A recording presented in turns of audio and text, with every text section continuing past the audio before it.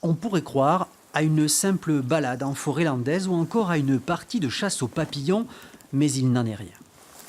Ces deux spécialistes des milieux naturels sont ici autour d'une lagune pour compter les onodates, autrement dit les libellules. C'est un malou, on voit bien son appareil reproducteur. Hein. Il nous fait une petite session de gym. Cet individu, on l'a capturé parce qu'il était territorial aussi, il nous a facilité la tâche. C'est-à-dire qu'il revient toujours se positionner au même endroit, donc en termes de capture, pour nous, c'est plus simple hein, quand on fait notre suivi.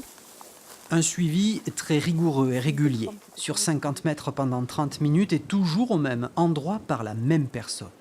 Cette méthode scientifique est ainsi appliquée sur près de 250 sites en Nouvelle-Aquitaine et concerne en tout 20 espèces. Si la libellule a été choisie pour être observée de près dans le sud des Landes, ce n'est pas un hasard. On les retrouve beaucoup dans le Danemark, Scandinavie, etc., même dans l'Est de l'Europe. Et en fait, du coup, on suppose que, vu que c'est des espèces plutôt nordiques, on suppose que c'est les premières qui vont être impactées par le réchauffement climatique. Le programme baptisé Sentinelle du climat entre dans sa deuxième année de mesure des espèces sur le terrain.